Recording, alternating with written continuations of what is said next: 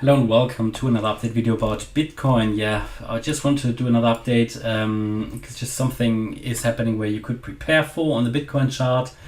But overall, a very quiet Saturday, not much of a surprise given that normally on a Saturday it's rather quiet, and then we see a bit of price action usually on a Sunday, especially towards the end of the weekly candle. Last Sunday was also quite volatile due to the end of the monthly candle as well.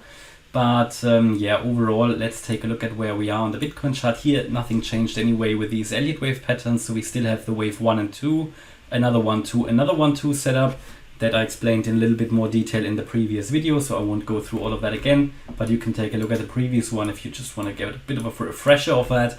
But I can't explain that in every video.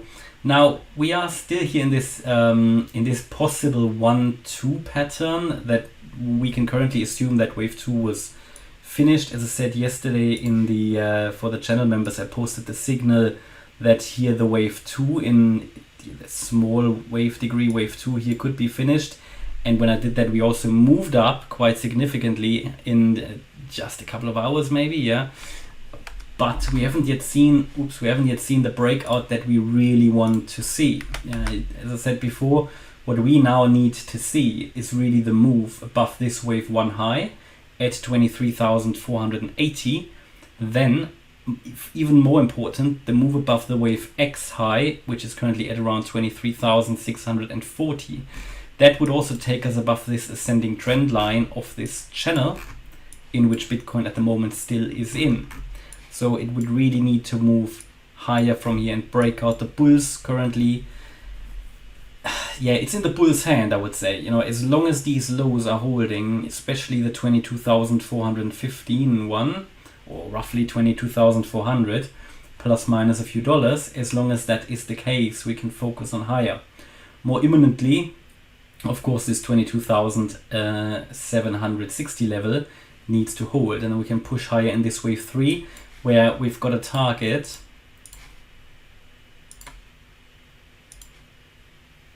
the target is obviously the 1.618 FIB extension, and that would be at 24,500. I don't currently know why it's here. Maybe I made a mistake in the previous video. It should be 24,500, the 1.618 extension. Let me just do that again, just make sure I've got the right I've got the correct highs and lows here. But overall that is what we wait for, the breakout to the upside to confirm this bullish wave count. Yes, indeed, it's 24,500 if we break above that ascending trend line and the wave X high. Of course, if we lose those lows, the important ones here of the wave 2, we are going to head lower. First support would be around 22k, and then we've got the 50-day moving average that, to be fair, should provide some support. That is currently at 21,400. We've seen now various coins break out above the 50-day moving average and retesting it from above. Bitcoin hasn't done that yet, so that could be an opportunity or possibility. At the moment, that's what I wanted to say. You can prepare for, we're currently here in a triangle, a sideways range, a triangle pattern, a symmetrical triangle in which we are consolidating, and you never know with these triangles in which direction they will break out.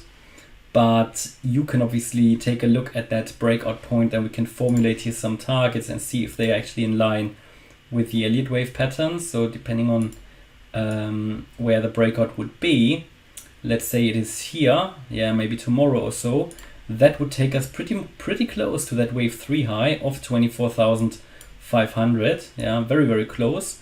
To the downside, the level would take us to that 22,000 level roughly, which would be the low of the support box. So everything's currently here in both scenarios would actually still be in line with the primary expectation, which is generally the bullish scenario. So even if we lose those wave 2 lows, we would still be holding here in the green box possibly.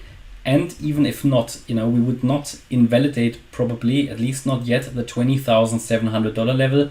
Only below this level, it would put the bullish scenario into question. However, if we just follow this imminent wave count, we'd be waiting now for that wave 3 breakout to the upside. Now, the bullish scenario again would just imply that we are not going to make a lower low below 17,600. This is currently the primary expectation with around 60% probability, which of course is not 90, not 80%, no, it's only 60, which means that losing those key levels is still a very realistic possibility here. However, I'm currently leaning more towards the bullish scenario while allowing still both options.